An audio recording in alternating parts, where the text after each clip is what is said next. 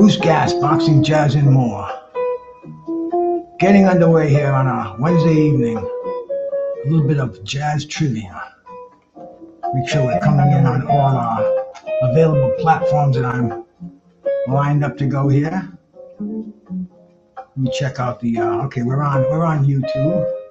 Our favorite media source here. Let's see if I'm showing on Facebook. Yes, I am. Let me get the audience edited here. See, on Facebook you have to go in and open it up for the general audience to see. Over here on YouTube, we're what we are, and I guess we're coming okay. Can all you cats? Is there anybody in here? Can you see me out there? Let's start it off like that here, man. Is anybody coming to this jazz trivia show tonight?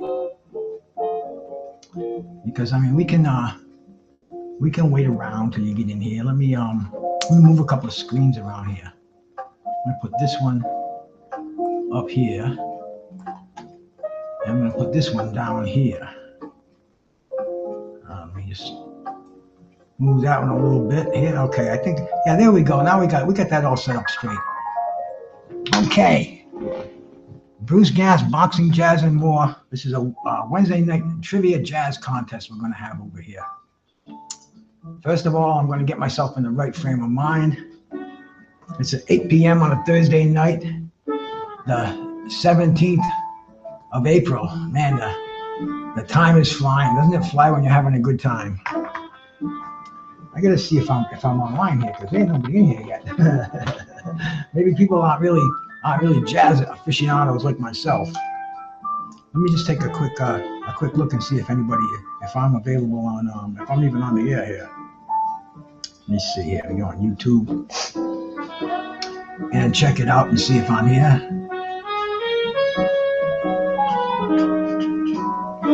I'm gonna go on my channel. And Brucegas, there you are.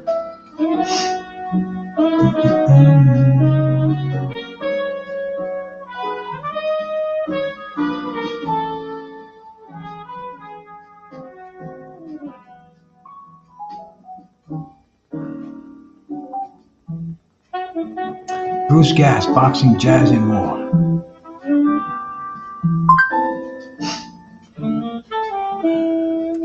Yeah, I think I'm live. Okay, we're doing this right. See, because I'm just kind of starting this on see this. Yeah, and I believe I hear it too. Okay, it's working.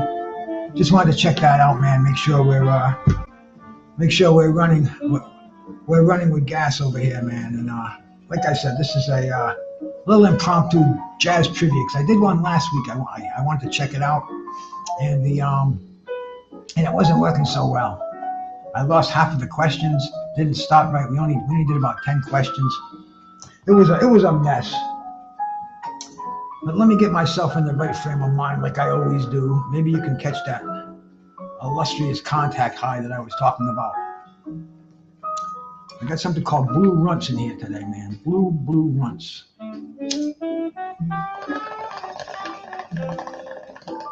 Ooh, wait a minute. Shit, man.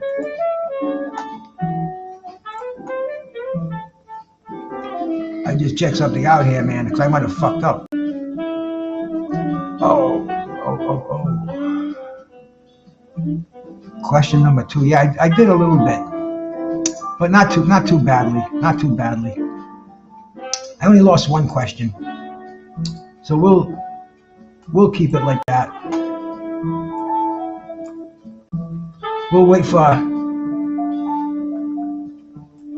a few more people to come in the room so we can actually make a trivia show out of this here. You know, I want to get at least a half dozen or so to come in here before I start this.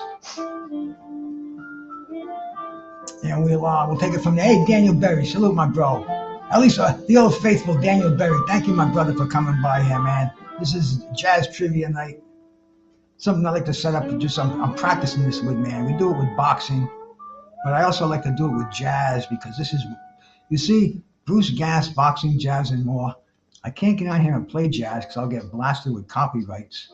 you come on here, you talk about jazz, and maybe after talking to myself about it for 10 minutes or so, then I'll start to ramble. But now with this interactive jazz trivia, I kind of like it, man. I kind of like it.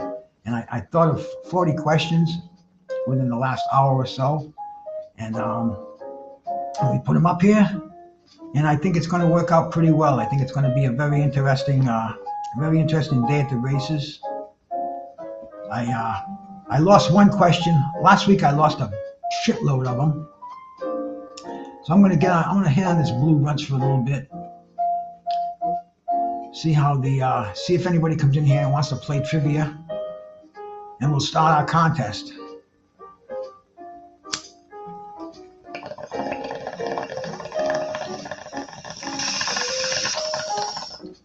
This blue ruts.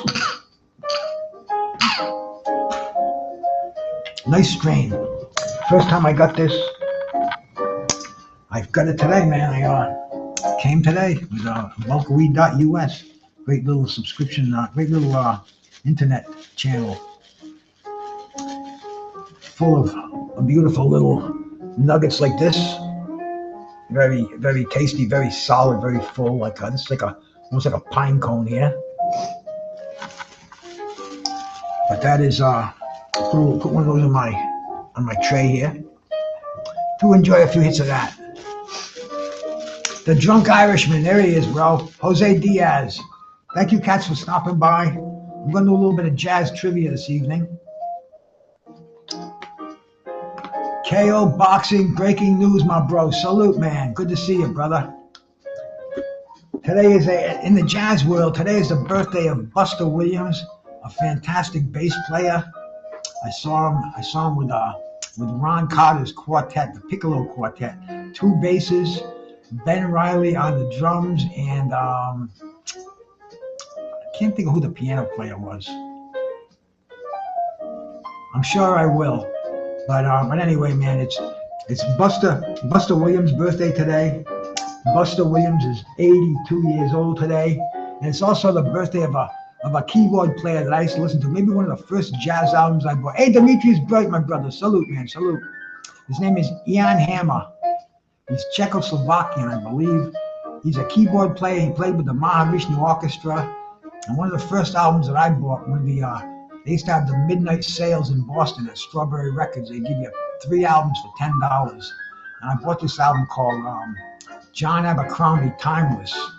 And it was John Abercrombie on guitar, Jack DeJohnette on drums, and Ian Hammer on the keyboards. Piano, the man's a classically trained pianist, and he also plays a synthesizer. I mean, it's unbelievable stuff. He was with Jeff Beck. They did a tour. But anyway, it's his birthday today, man, And I look at these cats, and they're all older than I am. I'm like, man, oh, man. Does that mean I'm getting a little old, too? Well, let's like I said, man, I want to get a few people in here so everybody gets a chance to win. Not that there's any prize tonight, although maybe there should be. Maybe I should drop a $10 bill in your Cash App for whoever wins it. But middle of the month. So I just want to drop some questions out there, see if anybody has any jazz knowledge, and this is what I do, man. It's Brucegas, boxing, jazz, and more. And this is part of keeping the title intact.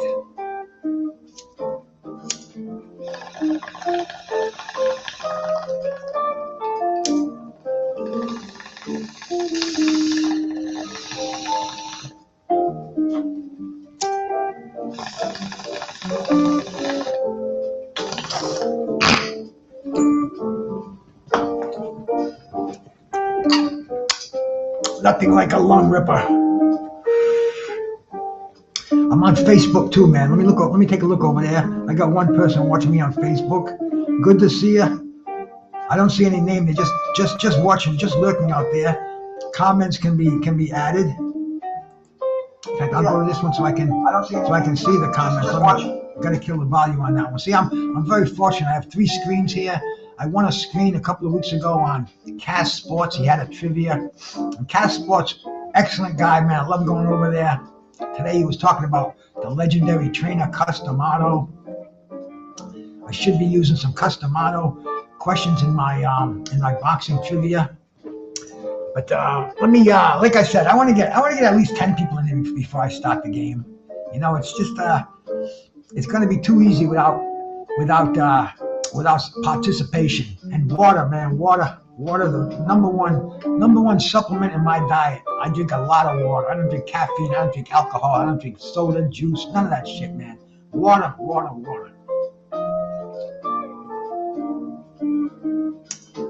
The Bud Files. Salute. Thank you much for coming by.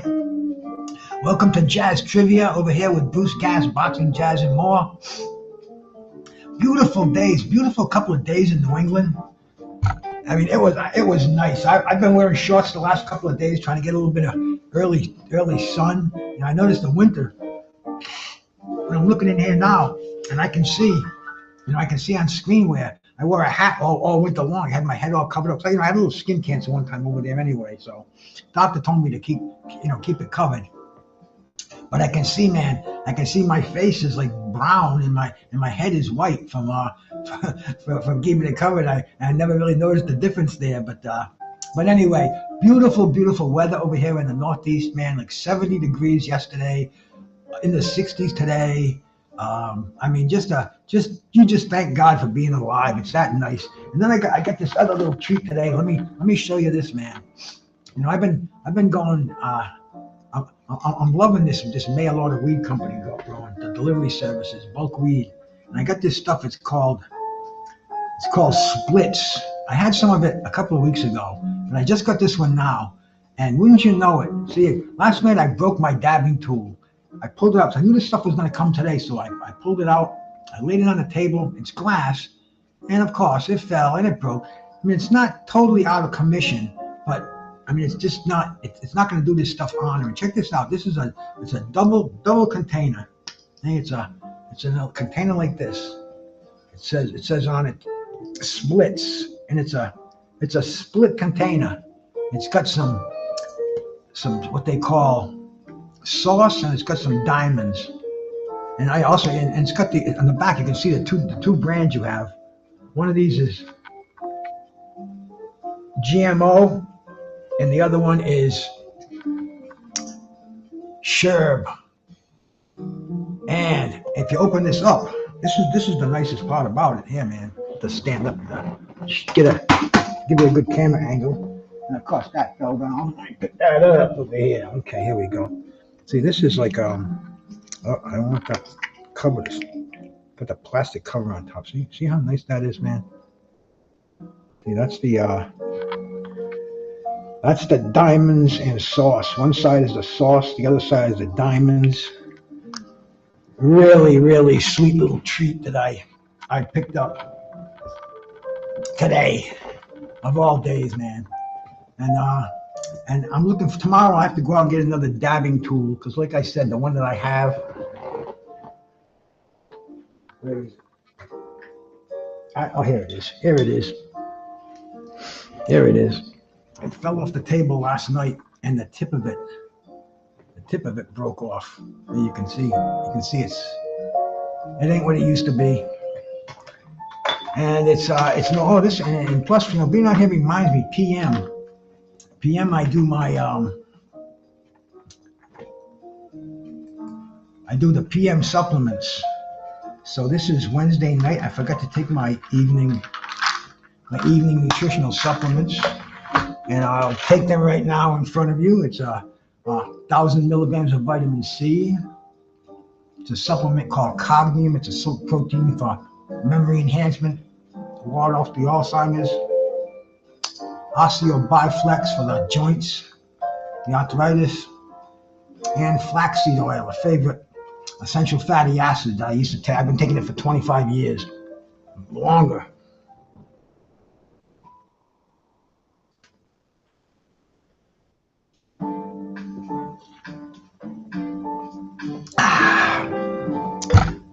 But anyway, like I said, man, we are going to have some trivia. And I do want to have a few people more participating in the trivia. Don't know why that's on there. And I don't know if you cats are jazz heads out there. I hope you are, but you can guess. That's the good thing about this trivia. You know, if you think you got the right answer, you can come right on there and make an educated guess.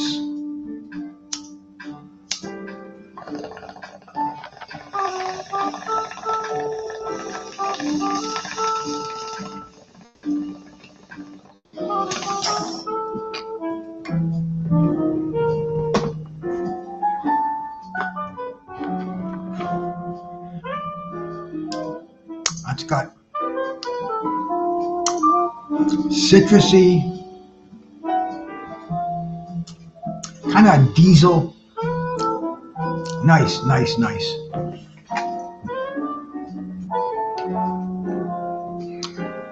In the boxing world today, man, let's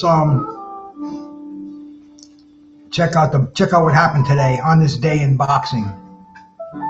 In 1925, Harry Greb defeated Johnny Wilson by a 10-round points decision. In 1939, Joe Louis defeats Jack Roper, first-round knockout. That was the famous Bum of the Month Club.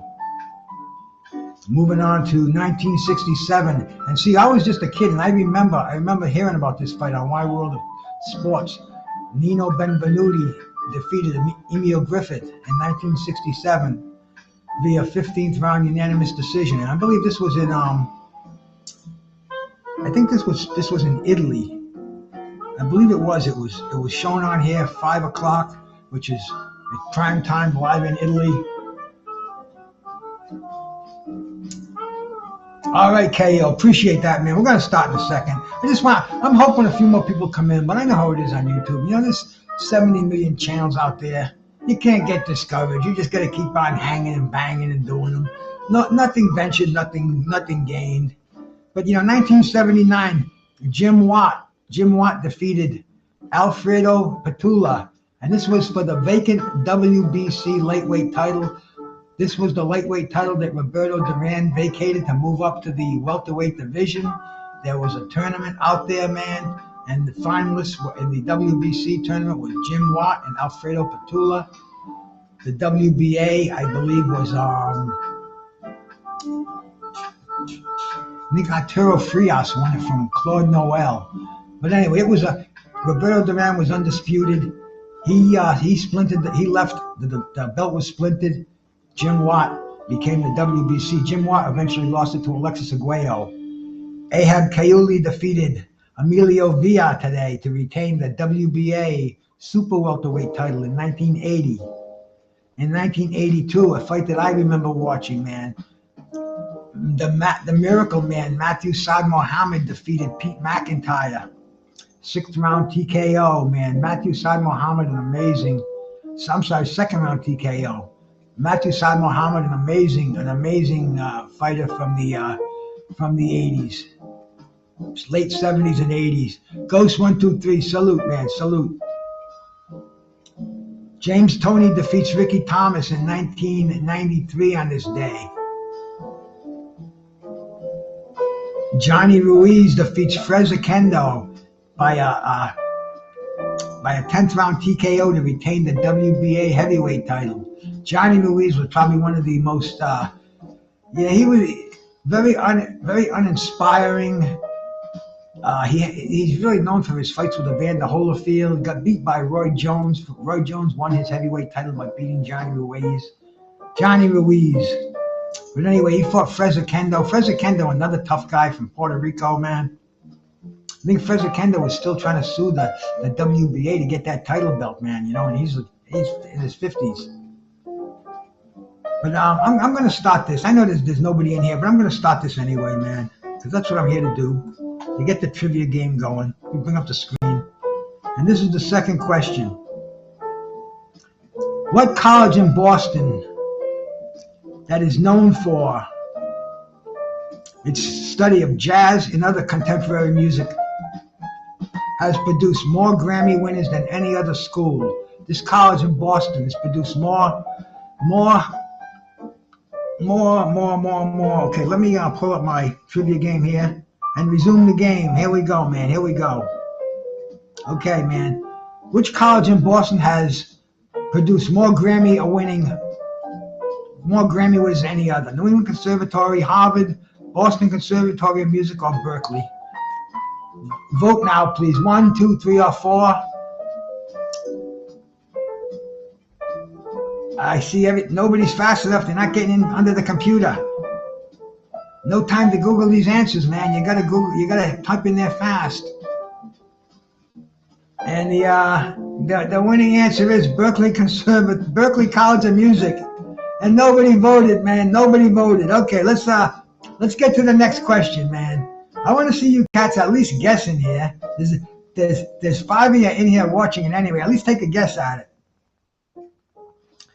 We're gonna go to the next question in this jazz trivia. Good thing I didn't put any big prizes on the line. Here comes the first. Here's the first. Here we go, man. Bill Clinton is quite the jazz musician. What instrument does Bill Clinton play? And he was on MTV doing this when he was running for office. So let's see if you cats goes. Hey, Cass Sports brother, how we doing, man? Cass Sports is my man, the Boxtorian. That's the guy I won this laptop on that I use over here, man. Bill Clinton. Was Bill Clinton a trumpet player? 1, 2 for saxophone, 3 for piano, or 4, he's a jazz singer. Bill Clinton. Type your answer in there. Man. It's computed by the program. This is the best internet program I found, Boxtorian. You ought to get your hands on this one, brother. Check this one out, man. You don't have to do no pencil, no paper bullshit. Leave it all up to the program. And let's see who got in on this one. 100%. Nobody got this one, man. Somebody said piano. We only had 1 vote on this one, but that's okay. This is fun times anyway. No clue.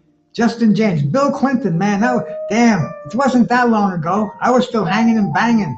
Okay, man. Let's get to the next question on this jazz trivia.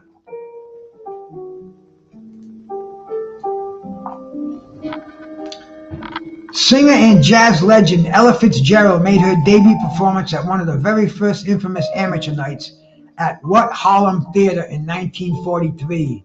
Was it the Cotton Club? Was it the Bottom Line? Was it the Apollo? Or was it Birdland? Ella Fitzgerald made her professional debut at this club. 1 for the Cotton Club, 2 for the Bottom Line, 3 for the Apollo, and 4 for Birdland. Let's see if anybody's got. Let's see how hip you cats are, man. Because you got to be cool to know your jazz, baby. Jazz is not for morons. Okay, let's compute these answers and see what we got out here, man. And these are hard too. I made them real easy last week. I stuck a few easy ones in here though too. So stick around. It's going to be fun. But some of these are going to test your knowledge of jazz, just like my boxing trivia tests your knowledge of boxing. And 50% got the Apollo. Justin James, man. Cass called the Cotton Club. Hey, bro, the right answer is the Apollo Theater. The Apollo Theater in Harlem, 1934. Whew, what a time that must have been, huh? All right, man, let's move on. Let's get to the next question. Justin James, my brother, is running high on the board over here. Oscar Peterson became a jazz legend, primarily known for playing what instrument? Was it the vibraphone? 1, 2, was it the piano? 3, the guitar, or 4, the drums? This is Oscar Peterson. And he tickled those keys. Oscar Peterson, man, the great Oscar Peterson.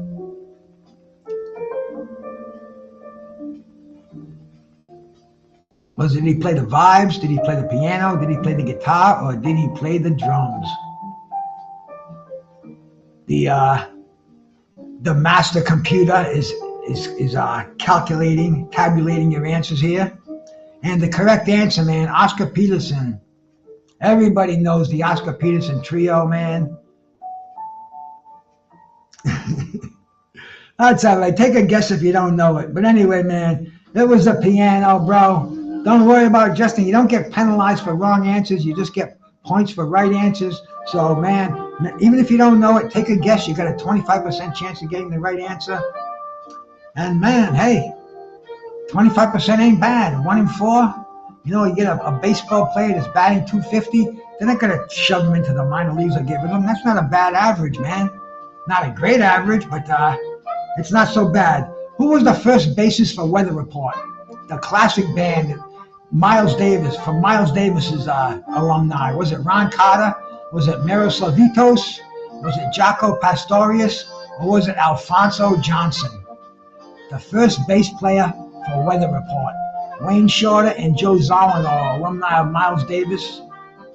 Hey, Rob, how we doing, bro? Let me give you a wrench, man. Play some jazz trivia in here. And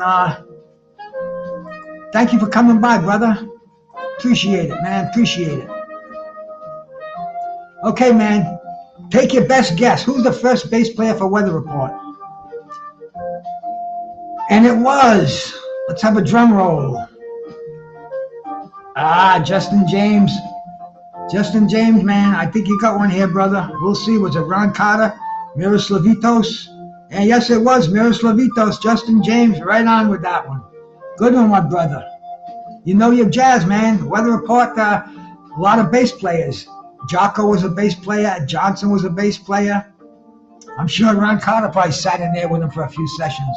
But Miroslav Vitos, their first bass player, the Czechoslovakian master on bass. Okay, man. This Justin James, man. Good answer, bro. Good answer. And here's our next question.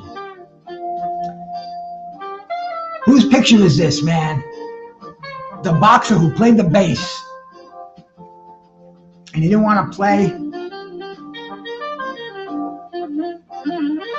Shine On Harvest Moon. Was it Sugar Ray Robinson? 1. 2, is that Shane Mosley? 3, is that Henry Armstrong? Or 4, is that Archie Moore? Who's that jazz playing boxer up there? Who's that bass playing boxer?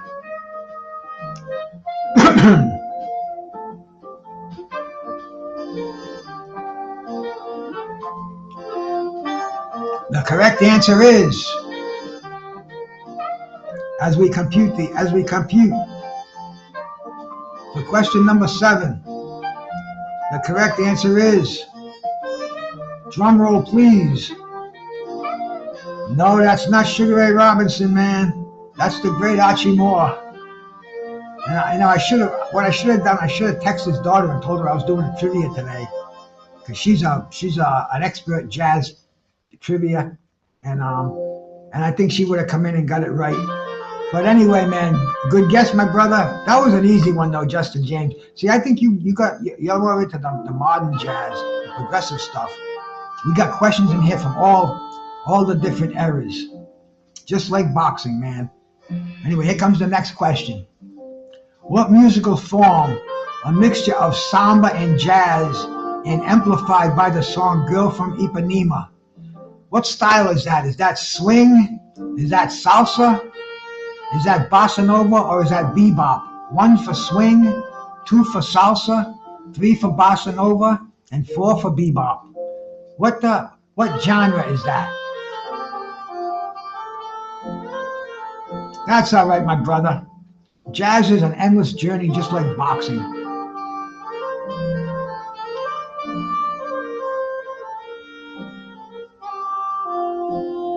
And the answer is, and the Girl from Ipanema, Stan Getz, that was called the Bossa Nova.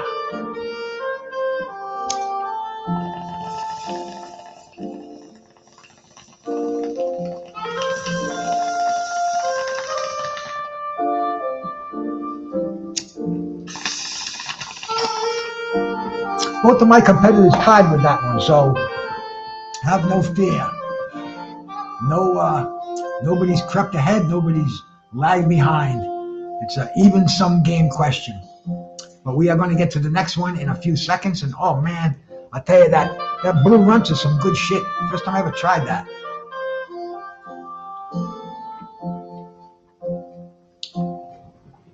Bird and Yardbird were nicknames for what legendary American jazz saxophone who reflected the nickname in the title of the 1946 work Mythology, who was known as Bird and Yardbird? What famous sax player? Was it Wayne Shorter? 1, 2, Stan Getz, 3, Charlie Parker, or 4, Cannonball Adderley? Bird and Yardbird. This one should be easy. If you guys don't get this one, you're going to turn in your jazz card. Let's see. Let's get the winning answer here, man. Compute that up. And let's see, man. How are we doing here?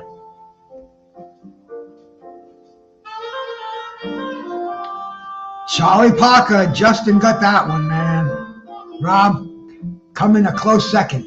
But anyway, man, good choice, good guess. It could have been any one of these cats, but you know, Charlie Bird Parker, the Yardbird, Bird lives. Charlie Parker, man. You gotta know who the bird is, man. The bird is the word. I mean, we're gonna get to question number 10, and that's gonna be the quarter mark. We'll take a short break. We'll get our heads together. And this pop singer got his start as a front man in the Jeff Beck group.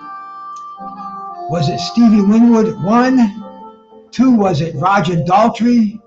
3, was it Rod Stewart? Or 4, was it Robert Plant? This was in the Jeff Beck group. Jeff Beck put out 2 albums with this man as the front man, the lead singer, Beck Ola and Beck Truth. I have both of them. Beck Ola I bought way back in the day, back in the 1970, 1971. And who was the lead singer for the Jeff Beck group back then? I mean, as you can see, all of these guys became Grammy-winning, Oscar-winning frontmen, leaders of their own bands. But anyway, the winning answer is, and I see we're getting a few participants in here now. That's what we like to see. Was it Winwood, Daltrey, Stewart, or Plant? And the winner, both of you cats got it, Rod Stewart. There you go, man. You're moving up on the board here, man. Let's pause the game for a second. Pause the game.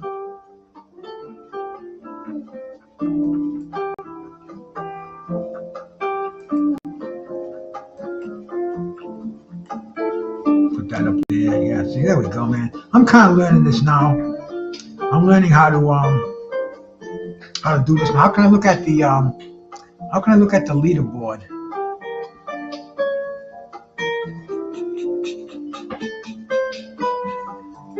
Let me see here, man. Oh, here we go. Display the leaderboard. Let's check who's out here, man. Come on, where's the leaderboard? It's not coming up. Or do I have to do this? Yeah, I think I do. Okay, man, there we go. There's a leaderboard.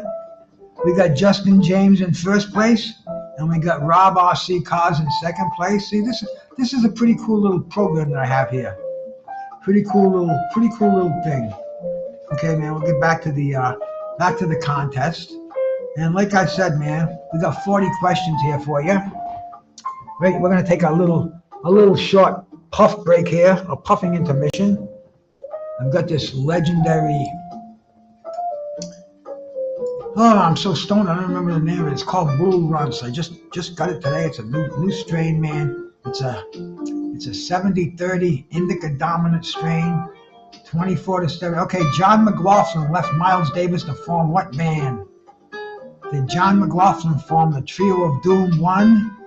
Did he form the Fourth Dimension? 2. 3 for the Mahavishnu Orchestra? Or 4 for Birds of Fire? What band did John McLaughlin form when he left Miles Davis? Appreciate that, Justin James, man. You gotta tell the Just Boxing Talk to come over here for the trivia, man. I can get some nice boxing trivia going. I'm gonna do that tomorrow night. Tomorrow night I got a boxing trivia show. $25 prize, man. Cash App prize. You get your money the same night. John McLaughlin left Miles Davis, and what band did he form? And I have so many albums by this cat. One of my favorite guitar players of all times. I've seen him several times. This is a shredder. The Mahavishnu Orchestra. Justin James, brother. Once again, man, another one for Justin James. You got no competition tonight, bro, but you're smoking the house, man. You're absolutely smoking the house. All right, here we go. We'll get ready for the next question, man. 10 more seconds. Enough time for me to do it. Bong.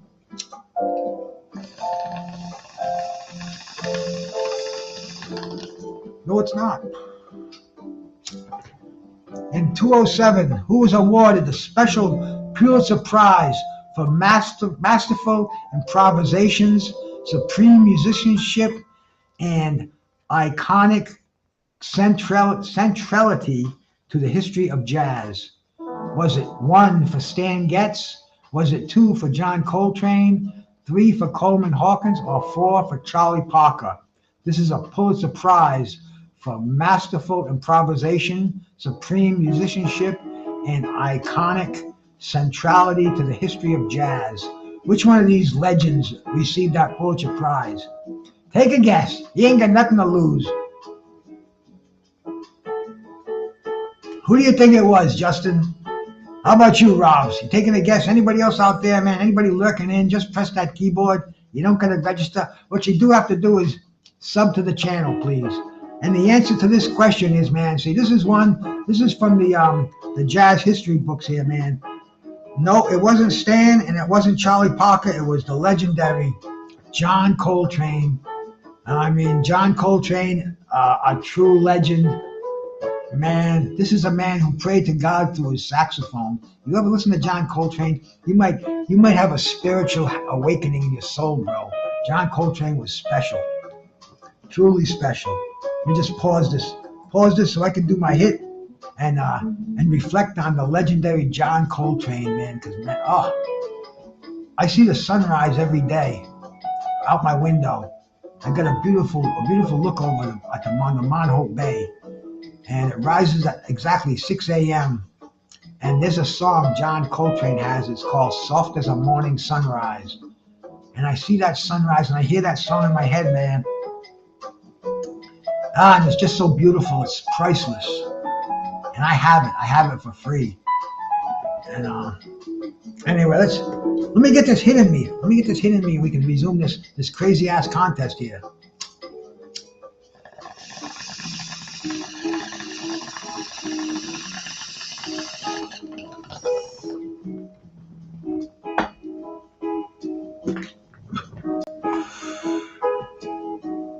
Okay, here we go. Now, what just happened, man? Resume the game. There we go. I need a technical director here to get me through these things here.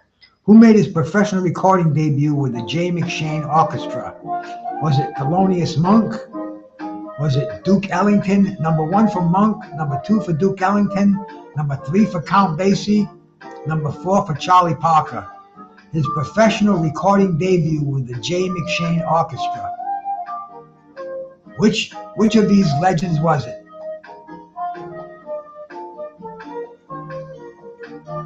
Take your best guess. See how cool you be.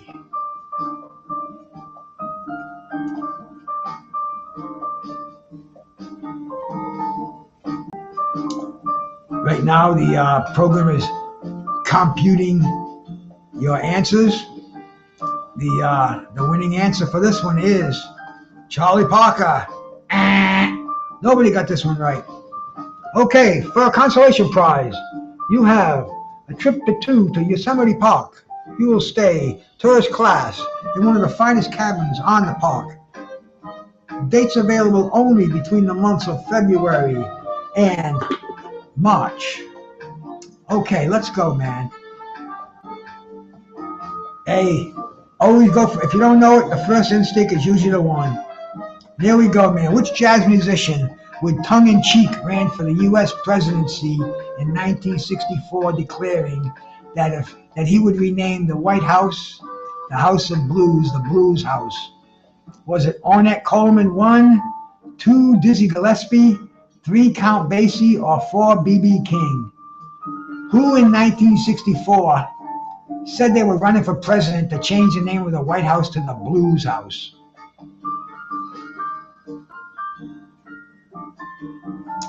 Take a stab. Take a stab. And here we go. It's being tabulated. You gotta get them You gotta get them picks in quick, my friends. You gotta get them picks in quick. We're computing the answers as we speak. Around and around and around she goes, looking for anybody to press that right answer, and the answer was Dizzy Gillespie. I've seen Dizzy Gillespie a couple of times. I mean, he was a great pioneer. The trumpet hit those high notes, man. You would not believe that when Dizzy would hit one of those high notes, man, it would, ooh. I mean, all these jazz cats. See, they got feeling in their music. It ain't like this shit you hear now. It's not. It's totally spiritually. It's an experience when you listen to some of these jazz legends. And you learn a little bit too, you know. Who was not in Return to Forever? Was it Stanley Clarke, 1? Was it 2 for Lenny White? Was it 3 for Dave Holland? Or was it 4 for Al Di Meola? This musician was not in the legendary Chick Corea's band, Return to Forever. Take a shot at it. Got a few seconds, man. You can think about it. I don't think you can Google it. Maybe you can if you really give a shit about it. But take a guess. One of the first bands I ever saw in concert. In fact, it was the first jazz. I fell in love with jazz. I saw this band, Return to Forever, at the Orpheum Theater in Boston, man. And I threw all my other albums away. Like, I didn't throw them away, but I left them. I was a rambler, man. I was a roamer, and I left them at this place I was at because I just didn't want to carry them around. But anyway, the winning answer is Dave Holland, the bass player, the great Dave Holland. He was not in Return to Forever. It was Stanley Clarke, Lenny White, Al Di Meola, and Chick Corea. And you cats, man, listen to Brucegas, Boxing, Jazz, and More, and we will not only increase your boxing knowledge, but your jazz IQ will go up a little bit too. Quizzes like this, you learn something, you have fun, and who knows, you might win. Jazz pianist George Duke toured with what rock guitarist? Did he tour with Ronnie Montrose? Did he tour with Leslie West? Did he tour with Frank Zappa? Or did he tour with Eric Clapton? Don't worry about that, my brother. Nobody's keeping score, just this computer. And I delete it as soon as the show's over. After me and my jazz aficionados, we make funnies. Then I delete it. But it's all a good time. Oh no, guys! It wasn't Eric Clapton. George Duke. I saw George Duke a couple of times, man, in Boston. What a killer piano player! He toured with Frank Zappa and the Mothers of Invention. And I mean, there's so much, such a great story to that experience with Zappa and George Duke. So many, George Duke thought he was above playing the rock and roll. Not even the rock and roll, the music that Zappa played. But anyway, man, it was Frank Zappa. Eric Clapton, great player. Eric Clapton's got some jazz stuff out there too. If you search around, you Google Eric Clapton playing jazz, plays some killer stuff. Him and Pete Townsend, they play with Herbie Hancock and Jack DeJohnette, and I think Dave Holland too, man. It's all the classics. But anyway, it all comes down to jazz. All these cats, they all go to the jazz. Bob James, man, great piano player. He was the pianist and arranger for who? Was it Sarah Vaughan? Was it Roberta Flack? Was it Ella Fitzgerald? Or was it Carmen McRae? That's the great Bob James, man. He put out albums Bob James 1, Bob James 2, Bob James 3, I must have 7 or 8 of them. Killer piano. In fact, he wrote the song Taxi. You know that song? The theme from Taxi? That's Bob James. Who was he the piano and arranger for? And it's funny because when I was in college, my class had to go to see this concert up in Boston back in 1973, and it was the first time ever I saw your face. Roberta Flack. You two cats are running neck and neck, though. I gotta say, man, if we were given a prize, you two guys are doing pretty good. I think Justin James might be ahead by a little bit, but not too much. He's not running away with it. We got a two dog race over here, man. Almost like a boxing match. Next song is coming up in 4, 3, 2, 1, and bingo. What's the next question? What guitarist is known as Captain Fingers? Is it Steve Kahn for 1? Press number 2 for Lee Ritenour, 3 for George Benson, or 4 for Chet Atkins? He's known as Captain Fingers. I love this guy, man. I listened to so much of him. Played with George Duke too. George Duke had to use a different name because George Duke was under contract to Columbia, and this guy was with Epic, and he used the name Dwilly Ganga, DG instead of GD, and it was, and who was it? Was it Kahn? Was it Ritenour? Was it Benson? Or was it Chet Atkins? All 4 great guitar players. And the legendary jazz guitar player who is known as Captain Fingers. You can Google it if you don't believe me. Hey, Cool Breeze, salute. It's Lee Ritenour. Got some great albums out, man. He's got some duet albums with Lee Ritenour and Larry Carlton. Just a awesome showman. Cool Breeze, come on in here and play some jazz trivia, bro. We still got the second half of the contest to go, man. We got question 19 next. I got 40 questions I thought up, and a little practice here, a little practice to kind of pick your brain, keep it active. Former Yardbirds guitarist who went jazz rock fusion in the 1970s. Was it Pat Martino 1? Was it number 2, Jimmy Page? Was it number 3, Jeff Beck, or was it number 4, Frank Zappa? This former Yardbirds guitar player went jazz rock. Put out an album called Blow by Blow. Played with Jan Hammer, whose birthday it is today. Killer guitar player. I've seen him myself, man. I saw him play a duet with him and John McLaughlin back in 1976. And it was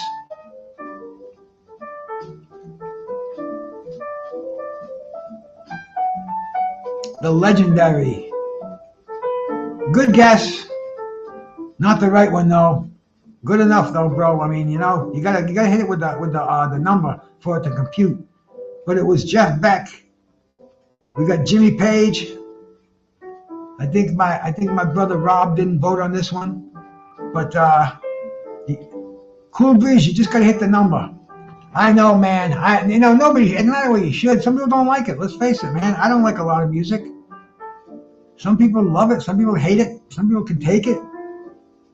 Me, it's my thing. I found a little niche over here on YouTube. I can do a little jazz trivia. Even if I only hear by myself, I can practice. What instrument does Jack DeJohnette play? Does Jack DeJohnette play? 1, is he a tenor sax player? 2, is he a guitar player? 3, is he a drummer? Or 4, does he play bass? Jack DeJohnette, he's played in the White House. I mean, this man he's in the Smithsonian. This is one of the greatest jazz musicians.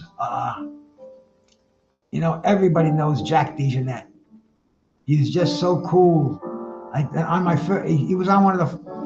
I've seen him a couple of times, and Jack DeJohnette, awesome player, bro. Here we go. We'll compute the answers, and he's a drummer, and he's just got a style that you can tell. It's almost like he falls on the drums when he plays. Wow. Fucking guy is just amazing, but he's a drummer. Justin, man, thank you much for hanging in here with me for this whole show, pretty much, bro. No, we still have 20 questions to go, so you've been in here for half of it, and I appreciate any time anybody gives in here. I know how it is on YouTube. Nobody has to stick around forever, and I don't get offended because that's the way it goes. Sometimes I just go to channels, give them a thumbs up, and I'm on my way. But man, I appreciate you being in here and playing the game with me, bro. Great drummer. If you want to hear some, okay, what did John Coltrane die from? Was he shot to death? Did he die from a liver tumor? Did he have a heart attack? Or did he have a drug overdose? This is the legendary John Coltrane. Cool breeze. Voting on, I see a number 4 vote in there. A drug OD. He did enough of drugs, man. He should have died from a drug OD, but not right, brother. See, do me a favor. That's not the right answer. See if you can retract that and vote again. Now, it's too late for that. See, and here it says if you vote, you can only vote once. But anyway, man, John Coltrane died from a liver tumor.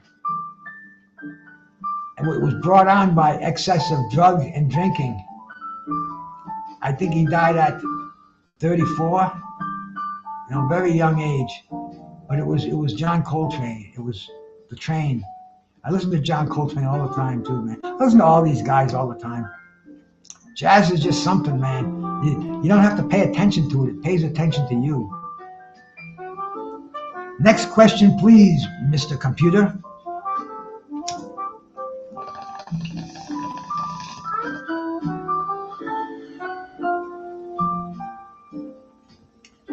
Who produced Miles Davis' Sketches of Spain? Was it 1, Tio Macero, 2 for Quincy Jones, 3 for Creed Taylor, and 4 for Bob Weinstock?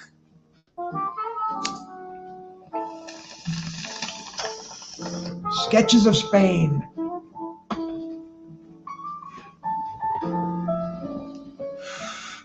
Thomas Hill, my brother. Salute, man. Thomas Hill, man.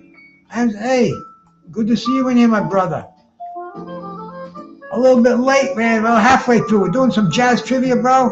And who produced Miles Davis' Sketches of Spain?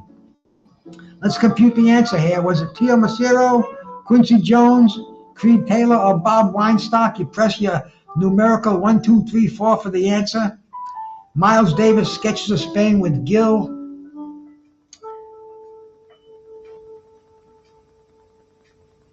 The correct answer was Tio Macero.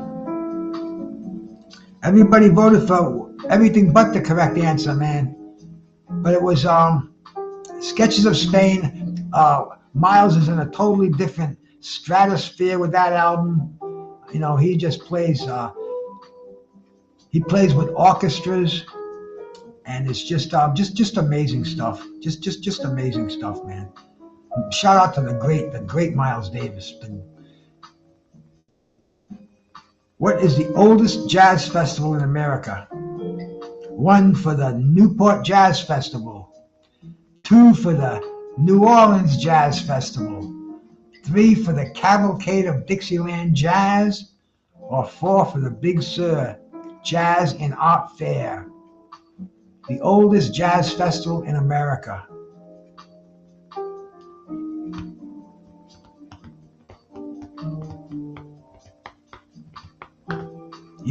It's sometimes it's tough to run these YouTube shows because all your brothers have the shows at the same time, and you can't be afraid to do that. Like I said, I got 4 people here, big fucking deal. We're gonna have a party. We're gonna have a contest. America's oldest jazz festival, my brothers. What was it? The Newport Jazz Festival is the only one I've ever been to out of the list here, but the oldest one was the Cavalcade of Dixieland Jazz, the oldest jazz festival in the world. Get on to our next question. Question number 24 is coming up. Give me a chance to do a hit.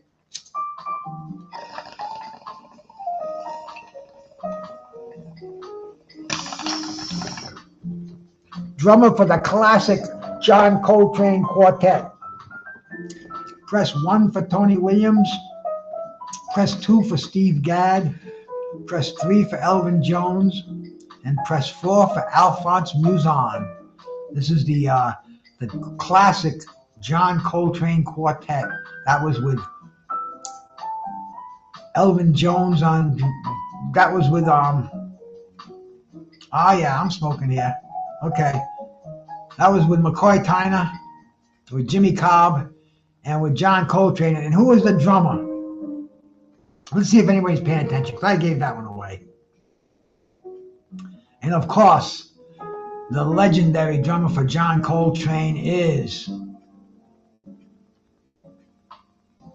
the gunman himself, bro. Elvin Jones. And everybody voted for everyone except. And I even said it when I was kind of like babbling on. I did a hit. I must have got a rush. I gave the answer away.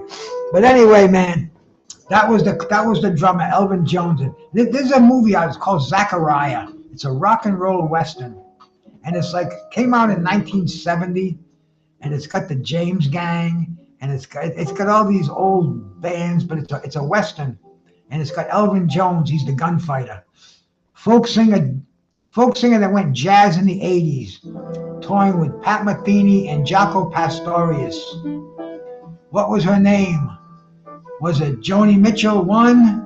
2, was it Cher? 3, was it Bette Midler? Or 4, was it Abby Lincoln? I'll tell you a little story about this too after we vote on this one. We can put a little pause in here while we. First of all, I'll blow my schnoz.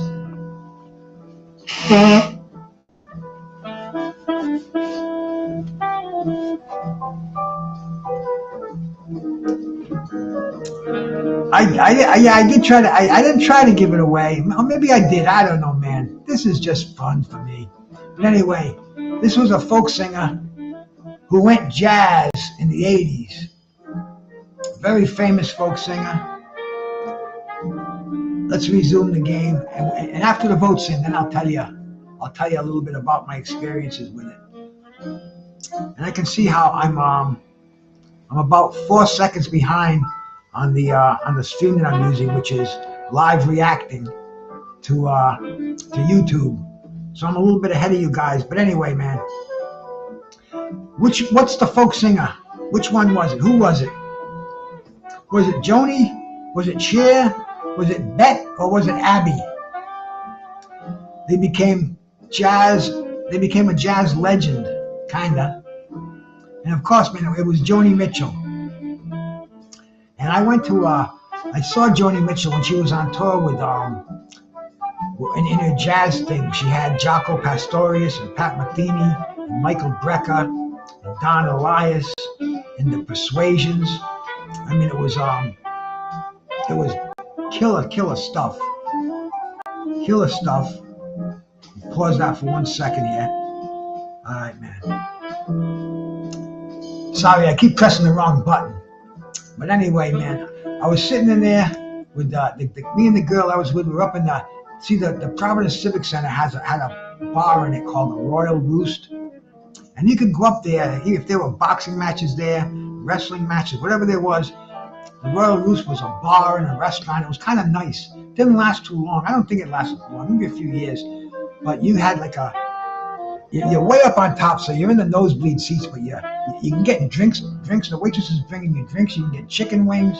You could get a steak dinner if you wanted to. And before the concert started, me and this girl go up there. We're having a couple of drinks, and we're listening to the opening act. I think it was the Persuasions, right? Like I said, they were singing, "Why do fools fall?" They were an a cappella group. They were doing some cool stuff, some boo-wop, doo-wop, doo-wop.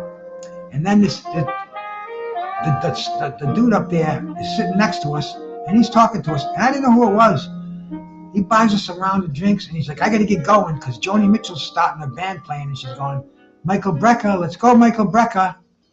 He slams his drink down, throws a bunch of money down, and he's out the door. It was Michael Brecker, and he's sitting up there talking to us, and I didn't know who it was, but we're just talking jazz, talking Joni turning jazz and how cool it was. Bought me and the girl I was with a couple of vodka and cranberry juices, and we sipped them down. Went to our nice, I think it was maybe first row balcony seats, really good seats. But rolling with the punches, Traveling Fools, shout out, man. Yeah, the Shadow and Light tour for sure, bro. And it was a great concert. I knew every song. I rocked to it. Jaco Pastorius did a bass solo that would blow your fucking mind. Pat Metheny, his masterful guitar playing. I mean, these guys, Don Elias, who also played with Weather Report. This was full-blown jazz. Joni Mitchell doing her chirping. Great show.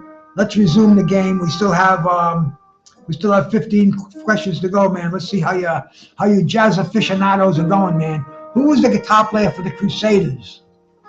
Was it Larry Coryell? 1. Number 2, was it Larry Carlton? Number 3, was it Kenny Burrell? Or number 4, was it John Scofield? The Crusaders, originally the Jazz Crusaders, Joe Sample, Wilton Felder, Styx Hooper. Great band, man. I got a ton of stuff by the Crusaders. They also backed Joni Mitchell. They played on the Court and Spark album. I mean, they're all over the place. But who was the guitar player for the Crusaders? And I saw this cat too in Pawtucket. He got stabbed. He got either shot or stabbed leaving a rehearsal. I mean, he's a master. And who was it, man? Let's calculate. Get those answers in. Maybe I should start this later. I know Traveling Fools does a great trivia. He starts his at 10 o'clock. Maybe I should start mine later. I don't know, man. I usually fall asleep. Not fall asleep, but kind of my mind wanders later. And of course, it was the great Larry Carlton. 50% got that. Traveling Fools. And Thomas. Shout out to my bro Thomas. I didn't even see you in here, man. Rolling with the Punches, guessing Kenny Burrell and John Scofield. All 4 of these are classic guitar players. But anyway, man, get some fresh blood on the board. And we'll get ready for the next question. I'm gonna have to pull a butt out of my stash. I'm gonna have to put this on hold here, man. Pause the game so I can get a butt out of the stash. And like I said earlier, man, this Blue Runts, a new strain that I never heard of until today. Beautiful little nuggets and buds. Look at that little Christmas tree. Nicey. And that's gonna go right in my little tray here. Not the whole thing, just about half of it. I'll take it off the bottom half. I'll keep that pine. Oh, and the smell that this stuff has too. Just busting that bad boy up, man. Nature's best container is those buds. And we'll put that back in its little pill vial here, marked with the blue runts on the side so I don't forget what it is, and that'll go back in my stash bin. We'll get ready for question number 27 coming up. I'm sure you're all anxiously anticipating this one. I wish I could, well, I can't do it. I can't add questions after, but I'll figure this out as the kinks go on.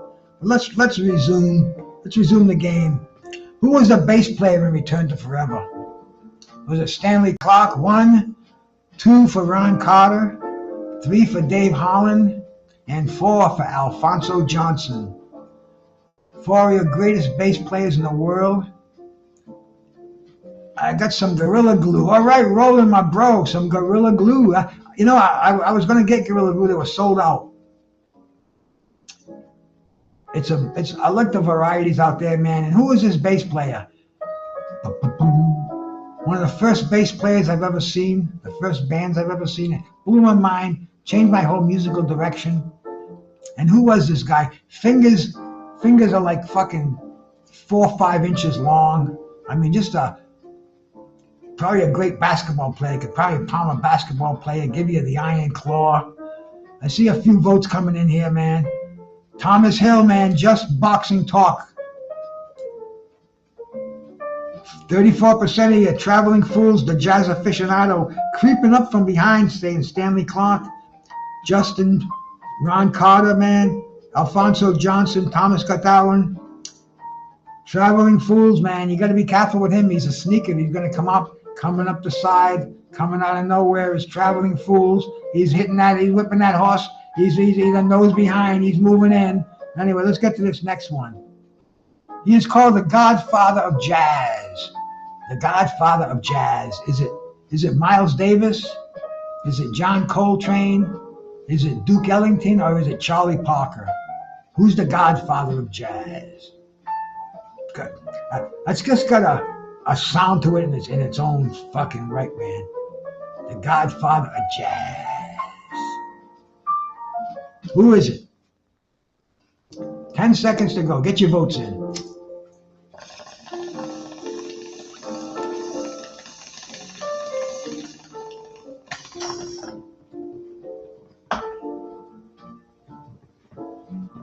And the winning answer is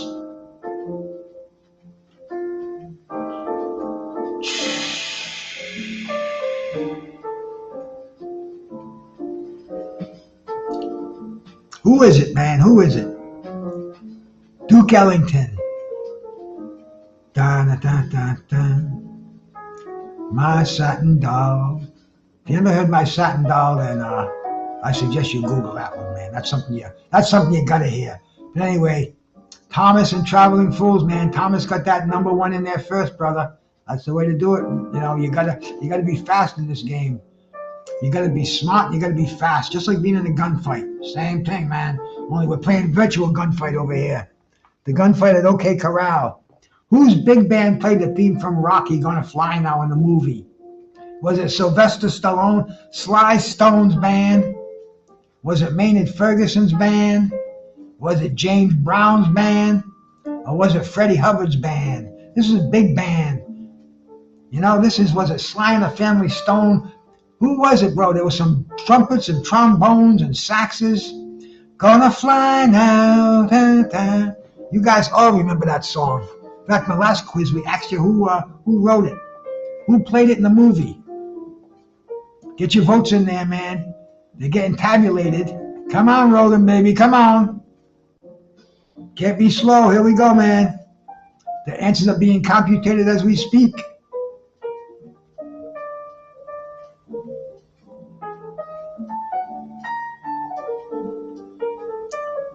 The answer is Thomas got that one with Maynard Ferguson. Yes, man. I saw Maynard Ferguson. Unbelievable. Fucking blowing those high notes. My GR3.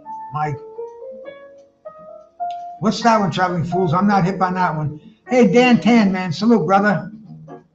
You're just in time, man. We got 10 more questions to go. Jazz trivia over here. Let's slow it down. Let's pause the game for a sec. Let's catch our breaths.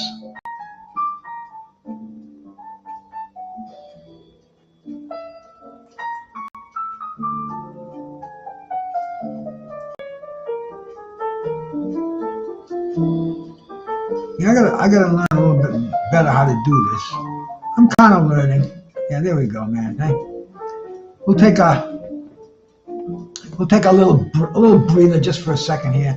See, I have to keep an eye on the trivia game to make sure that it doesn't resume on its own, because if it does this and I'm not paying attention to it, it won't even show on the screen, and the questions will just go by, and then I'll look and I'll say, shit, I missed 2 questions. I missed 1 question doing that, but I'll never do it again. So you kind of live and learn over here. And just taking a little breather, let my throat kind of moisten up a little bit with some water. Do another hit to let it dry up a little bit for that gravelly effect that I'm well known for.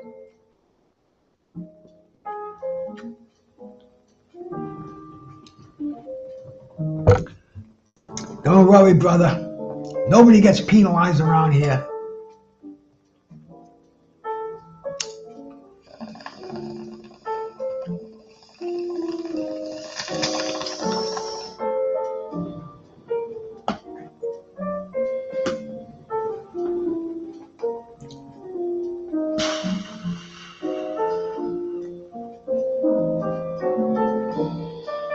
First we do this, then we do this. No, that's wrong. Resume game, there we go. Okay, next question. This bass player's autobiography is called Beneath the Underdog. I might have even put this on last week's questionnaire. I wasn't sure, but I didn't want to miss it. Was it Sting? 1, 2 for Ron Carter, 3 for Jaco Pastorius, and 4 for Charles Mingus. This is his autobiography. Very heavy book. I read this book a long time ago, back before there was internet, before there was even cable TV. Entertainment was reading, and I read that Beneath the Underdog. Never forget this one, man. Check it out if you can, bro. Was it Sting, Ron Carter, Jaco Pastorius, or Charles Mingus? We're going to compute those answers right now. And see, the longer this game went on, man, I see a few more people participating in here. Even like the participation rate has gone up 100% because 2 more people came in.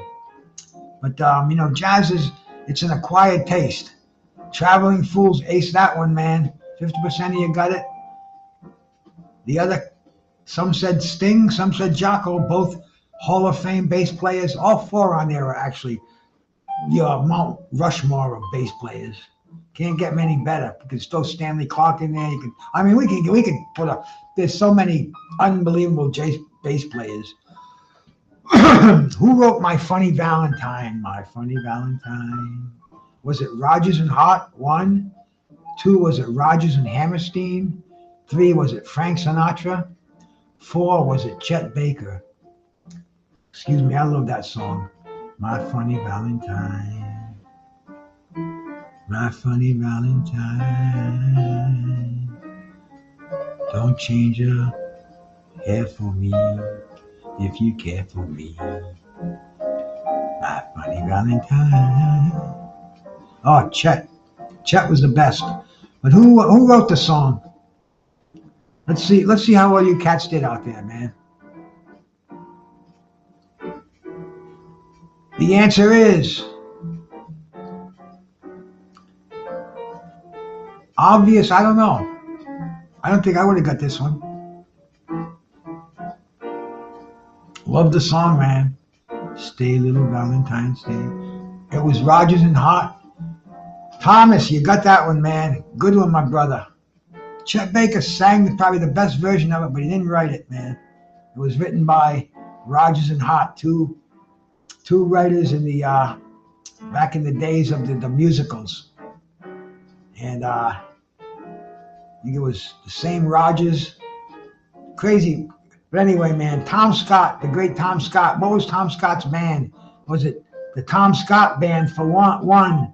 2, was it the Rocket Band? 3, was it the LA Express? Or 4, was it Jazz Giants? Was it the Tom Scott Band? Tom Scott, amazing saxophone player, toured with Joni Mitchell, toured with George Harrison. I saw him at the Jazz Workshop in Boston, Massachusetts. Great fucking band, man. Played with he had John Gurin on drums and Robin Ford on guitar and Max Middleton, I think his name was, on the keyboards. Crazy shit. But anyway, what was the band's name, man? What was the band's name? How many right answers do we have? It was Tom Scott and the LA Express. Traveling Fools knew that one, man. The Jazz Giants. There's a band out there called the Jazz Giants. I don't know who the Rocket Band is, but the Tom Scott Band. He probably used that on a few recordings, man. I appreciate that. Yes, like and subscribe. Subscribe for sure. Like for sure, man. Give me the watch time we're having now. We're killing at least an hour, getting some watch hours in there. I don't know what it's all worth, but they just sent me a thing today. I had to send this in. I just got monetized. Let me put a pause in here right now, and I will get into my other screen just to show you this.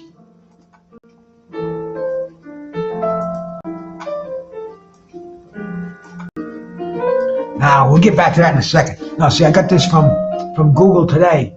It took a whole week to get here. It was mailed on the 10th of April.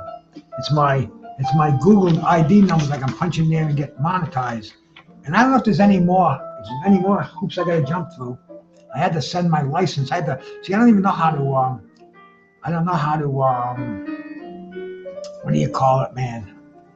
What do you call it when you scan it? I don't know how to scan it, make a file out of it, and send it to Google. It took me an hour to do that with my license. Then they told me I had to do the back of my license too, so I had to do it all over again.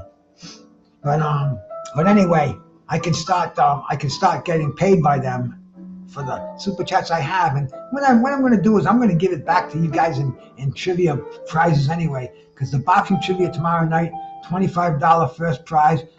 Just give it to you in the Cash App. The winner, give me the Cash App. Boom, $25. Test your boxing knowledge tomorrow. It's 50 questions. It's even harder than this, man. And you know, I don't make them easy. It's boxing. I know how smart you cats are. With Jazz, I'm going out here. I don't really know the audience that I'm dealing with. I don't know the what do they call it? The demographics. Carl Young, brother, salute, man. No, I don't want to make no fucking cash on here. That's not what I'm here for, really. Honest to God. And if I start talking like that, slap my face, because that's the last thing I want to do. I get by comfortably. Me and my wife, we get everything we want. We get everything we need. I have a great life. I really don't want any more income, especially from this, man. I just want to do this for fun. This is a pastime, and like I said, I can do these trivia things. I can give the money back. I can make a nice prize, which is all I want to do. I'm a break even Steven, as long as I can do that. I had to pay $20, $22 today to get this trivia channel going. See, I hear these people that say, "Oh, donate to the channel, donate to the channel." I had to pay. It was $19.95 in tax to get more credits. Traveling Fools knows what I'm talking about. Yeah, I'm going to do that, my brother. That's a good idea. That's a real good idea. I'm going to blow my nose too. You know, I'm getting a running nose now. Maybe it's the change of seasons. Maybe the pollen or something. You know, because as you get older, different things affect you differently. One thing I learned in life.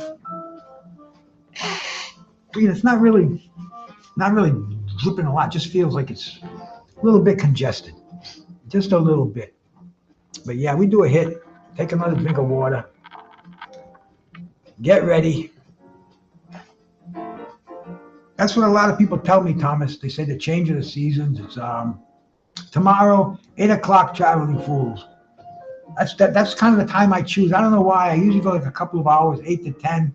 And then I go trolling around for a couple of hours on the internet and see what's up. Maybe I should go later, but I don't know. You know what it is? I'm angsty too. I put the questions together, and then I want to go out there and do the show. And I just, I found out today, just how to do this where I can do my thumbnail and warn people about it. Before I was doing it, but I just go live at 8 o'clock. I wouldn't tell anybody. And then I did it where I duplicated it, didn't delete the duplicate, so the one that I had broadcast went out there and it was a blank screen. I'm learning as we're going along, just like all you cats out there. And the same thing with boxing. People they say, I've actually had people I respect tell me that I know more about boxing than anybody they know. And what can I say about that? But they're not right. They're definitely not right. I am a student of this game, bro. I learn every day, and a lot of things I don't know. When I do my lives, I got to put Box Rec on, look up their records and stuff like that. Maybe it sounds like it comes out like I know it and I'm smooth, but believe me, I'm a student of this game, just like all you cats are, bro. Just the only thing is I have a good memory of way back.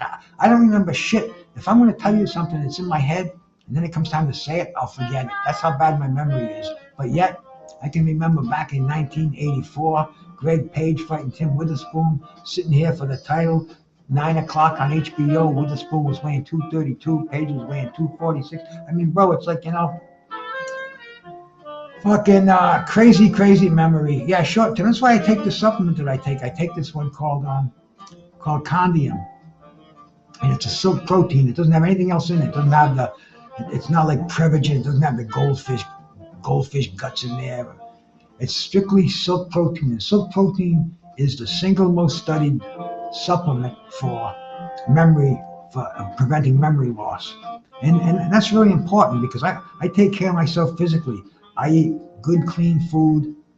My wife too. We watch what we buy. We eat. My neighbor gives me eggs. This guy gives me 2 dozen eggs every week. I think 18 eggs a week. It might even be 36 some weeks. But he's got chickens, and his chickens just went nuts. They laying eggs like crazy. I eat 4 eggs a day. Eggs. There's no harm in eating eggs. It's beneficial fats. It's got the chlorine for your eyes. It's good for your brain. I mean, eggs is probably the most healthiest. It's the cleanest form of protein and one of the healthiest foods you can get. It's the perfect food. But anyway, I take care of my body and I want to take care of my mind because I don't want to be walking around all living sharp and cool and my fucking mind goes on me. That's what the fuck good is that? So you got to do things like this trivia and pay attention to your boxing and take this and take the important nutrients to keep the mind sharp, which includes one, a lot of water. Your brain is floating in water, so you want to keep that hydrated and constantly moving and cleaning. You want to eat. You want to eliminate additives from your food because your body has to break all those down before it gets to the essential nutrients. And there's only three things you can eat: protein, carbohydrates, and fat. Everything that you put in your mouth falls into those three categories, and your body will break down those foods to get to those three basic nutrients. So I mean, it's real simple. Simplify your diet.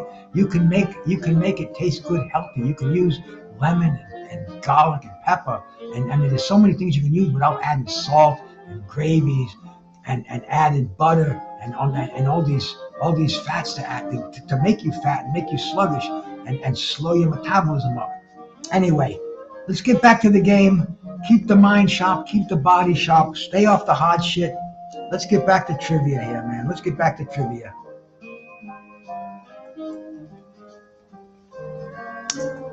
Get the screen going here, man, and resume the game, man. What was the name of Weather Report's live 1980 album? And I saw this concert too, bro. It's crazy because that's why I get this information, because this is what I did back in the 70s and the 80s. I was a jazz nut, man, and I saw the Weather Report when they came to town, and it was this tour. And what was the name of it? Sold Out 1. What was the name of it? 2, No Return. What was the name of it? 3, Heavy Weather. Or what was the name of it? 4, 8:30. This was the live Weather Report concert, 1978, I believe it was. The album came out in 1978, 79 was the tour. Maybe 80, I don't remember, but the album came out in 1980. Live album, great live album. Anybody know this one, man? Was it Sold Out? Was it No Return? Was it Heavy Weather? Or was it 8:30? And it was. Nobody got this one right, man. 8:30. I don't even know why. I don't know if the show started at 8:30 or not, but but anyway, man, we're rolling into the home stretch. We got 7 questions to go here. We've been on here for an hour and 20 minutes. Timing has been going nice. Just wish we had I just wish I had started this later, had more people watching this. Would have been a lot better for me. Who's not a Neville brother? I'm sure you've heard of the Neville Brothers. One of my favorite bands, man. I've seen them I can't remember how many times I've seen them. Was it Jimmy Neville? Is there a Charles Neville? Is there an Art Neville? Or is there an Aaron Neville? 1, Jimmy Neville is not a Neville brother. 2, Charles Neville. 3, Art Neville. Or 4, Aaron Neville. Which one of these guys is not one of the Neville brothers? The Neville brothers, man. Aaron Neville, tell it like it is. I mean, you can't not groove and move. You listen to the Neville brothers. They are so fucking good, man. They just I don't care if you've got a broken back. You're gonna start moving when you hear the Neville brothers. Fire on the bayou. And Aaron Neville, man, has a voice like an angel. Oh man. Anyway, man, ain't no Jimmy Neville. Ain't no Jimmy Neville in the band anyway. It's Charles Neville, Art Neville, Aaron Neville, and Cyril Neville. The Neville brothers. And they tour with the Grateful Dead. They tour with Steve Miller. They tour with everybody, man. They play jazz festivals. They are the best. Ain't no Jimmy. And let's see, man. Nobody got that one right. I can't believe it, man. Who plays drums for Bobby and the Midnights? Now, this was Bob Weir from the Grateful Dead. He formed a band. He had some jazz people in there, man. He had Alphonso Johnson playing bass. I mean, it was crossover crazy stuff. Was the drummer? 1, was it Philly Joe Jones? 2, was it Lenny White? 3, was it Christopher Parker? Or 4, was it Billy Cobham? Bobby and the Midnights, that was Bob Weir.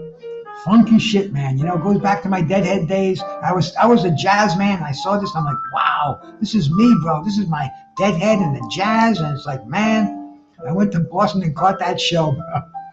What a fucking concert, man. Bob Weir had to be on something. He says he wasn't, but man, he looked like he was back at Tripping with Jerry back then. Bobby and the Midnights. And who was it, man? Who was the drummer? And of course, it was Billy Cobham. Unbelievable. Billy Cobham must have had 20 fucking drums in front of him. Fucking arms like eggplants. Oh, man. Check out Billy Cobham sometime. You want to talk about a high energy power drummer? Billy Cobham, the drummer for the Mahavishnu Orchestra, played with you're a Deadhead too, huh? Traveling Fools, me too, bro. I saw the Dead seven, 8 times. I saw a Garcia band tons of times, different variations. I saw Kingfish. I saw who the fuck was it? The Broad Donna and Keith band. So many. I was a Deadhead. Let's face it. All right. What Saturday night live band backed up Joe Cocker, Paul Simon, and put out 5 albums? Was it Toto 1? 2, was it the Wrecking Crew? 3, was it Stuff? Or 4, was it the Paul Schaefer Band? What Saturday night live band backed up Joe Cocker, Paul Simon, and put out 5 albums? And I dug them too, man.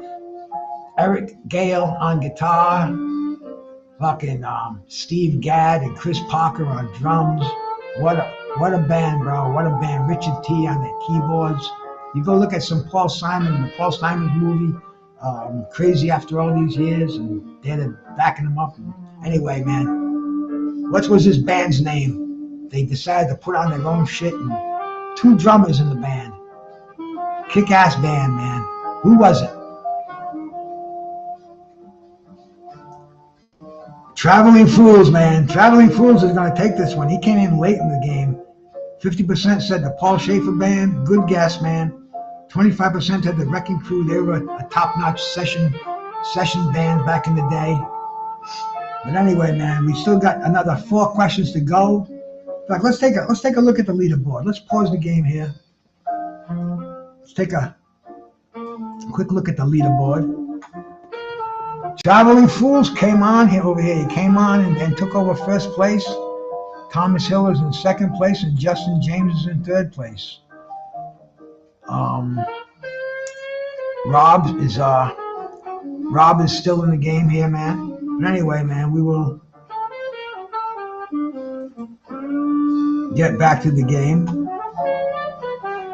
What is Art Blakey's band? What's the name of Art Blakey's band? Is it the Jazz Messengers for 1? Is it the Bebops for 2? Is it Sundown for 3? Or is it Blakey's Big Band for 4? What is the name of Art Blakey's band? Great jazz drummer. Back in the day, it was like a head-to-head. Who are you going to get, Max Roach or Art Blakey? They were the aficionados. They were the cream of the cream back then. Cream de la cream. And what was the name of them? I saw this band too. They played at the Newport Jazz Festival in 81, was it? 81, 80, something like that. But anyway, man, God bless, man. God bless Art Blakey. Passed away shortly after that. The name was Thomas. You got it, bro. The Jazz Messengers. 25% got that one right. 50% had the Bebops. 25% said Sundown. And Blakey's Big Band. To me, that sounds like a cool name for a band. Blakey's Big Band. But anyway, man, let's move on. Let me do another hit here.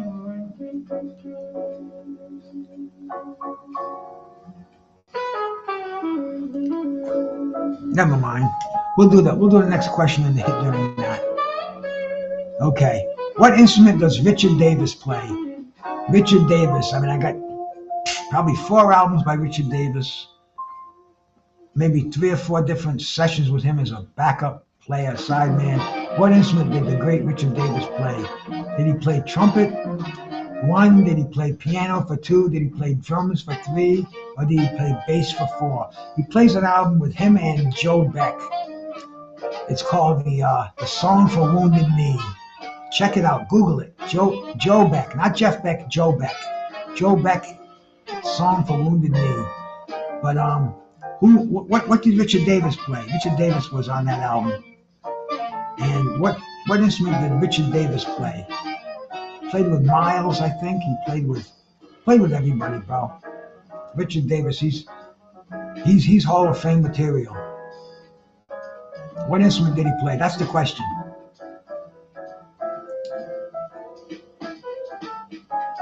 Thomas got in first, man. Thomas and Traveling Fools both got that. He's a bass player. Unbelievable bass player. And like I said, man, check out the Song for Wounded Knee. It's just so good.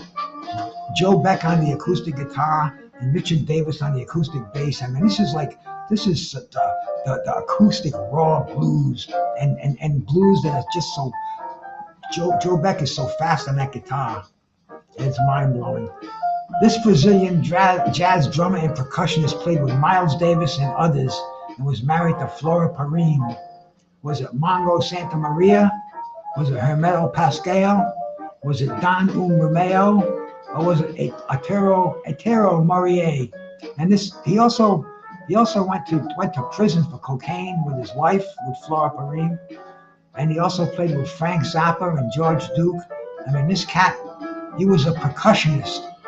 He had a table of shells and triangles and bongos.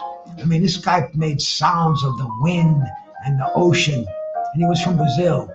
And if you know who he is, bro, and if you haven't, he played in bands and he'd have a drummer, but they'd have Airto on percussion. And his name, Airto Morier. Unbelievable character. Big beard, fucking. You know, you gotta be of the jazz to dig Airto. Thomas, man, Thomas is fucking moving in here, man. Mongo Santa Maria, good try, man. He had the band, he played the congos. Hermeto Pascal's another. I mean, all of these guys would have been good guesses, but it's Airto, bro. Yeah, these are. You don't want them to be easy fools, do you? I should have made simple ones. But see, I don't have my feel for a jazz audience yet. To me, they're simple, but like I said, man, I lived jazz for, Christ, about 15, 20 years. I did nothing but drugs and jazz all day. Miles Davis had over 100 recordings. What was his last record released in 2019 called? Was it You're Under Arrest? Was it 1 for You're Under Arrest, 2 for Rubber Band, 3 for Doo-Bop, and 4 for Aurora? Miles Davis, last release, and dude, I got 25 Miles. I got a stack like this of Miles albums. You know, I got 3-4 inches of freaking Miles. So I mean, Miles put out live recordings, studio recordings, even stuff with Charlie Parker and shit. But anyway, what was the last recording of Miles Davis?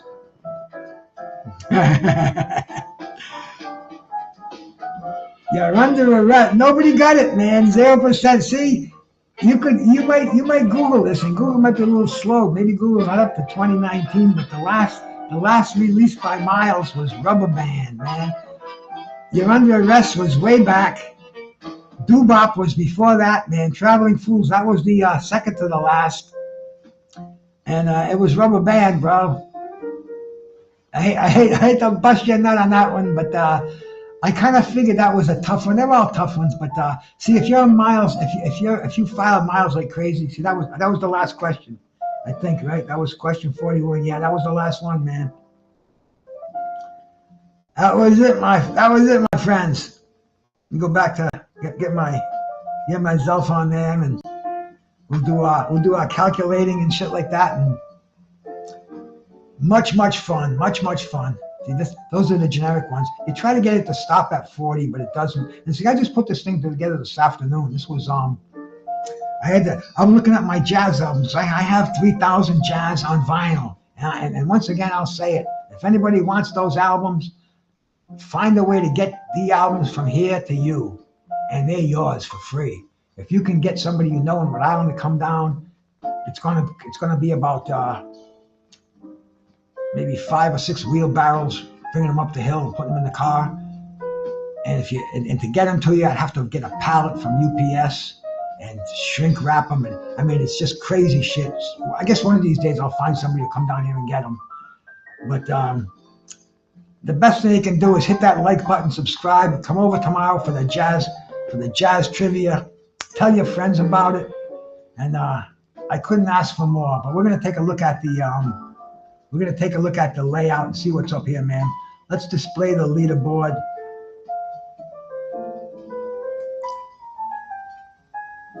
And we'll see who's in charge, who wins this show, man. Traveling Fools, 18. Is it say 18 or 10? Okay, you guys are tied, man. It looks like. Yeah, if I can make this a big screen, I can see it, but it's a small thing inside of a small thing. Yeah, okay. Both of you guys are tied with 10, but Traveling Fools got in the most first place votes. So Thomas Hill, Traveling Fools just beat you, but that's why you got to be fast and you got to be smart. Justin James, you got 5 correct, man. Robs came in. He was here earlier. He got himself a couple, but hey, man, like I said earlier, I'm happy as hell that anybody came in here and played this game. This is only about the 4th or 5th time I've played it. It's a ton of fun. I'm definitely going to be doing this again. There ain't no doubt in my mind. If you like doing it, please tell your friends. Get them in here, man. The more I do it, and when I do the boxing one, it's going to be $25 tomorrow night. And I'm going to do that with the cash apps I get. They're going to go back into giving away as prizes for trivia. So if anybody wants to do that, I won't tell at all. But it's a fun thing, man. We're going to absolutely do it again. Put my other screen back there again. Take that off. Put that on. Yeah, I'm learning this as we go by here. Learning this as we go. Boom. There we are. That's me. Back again here, man. It was fun. It definitely was, Carl. Thank you much for coming by. And like I said, tomorrow is boxing. That's going to be more in your lane, bro. Because I know I'm a boxing man. Make sure the game let you change it and top right exactly how many questions. I thought I did that, Traveling Fools. With the boxing one, I got exactly 50 on there, and I'm sure I did. I looked at it. With this one, I put it for 40. But if you press it, you press it a couple of times, and it just kind of it goes more. I know just what you're talking about, brother. I will definitely make sure on that one next time. But I looked at it and I said, it's too late to go back and change it now. I said, fuck it, I'll just stop it when it gets to 40. And it did. And I also found you can do the picture thing on there, which is cool, man. I can just put a picture up and put 4 random answers on there. And we did that once. We did that once with Archie Moore to play in the bass. But anyway, man, absolutely, bro. I'll see you guys tomorrow. Brucegas, boxing, jazz, and more. And I'm out of here, man. Stay off the hard shit. One love. Love over hate, bro. Peace.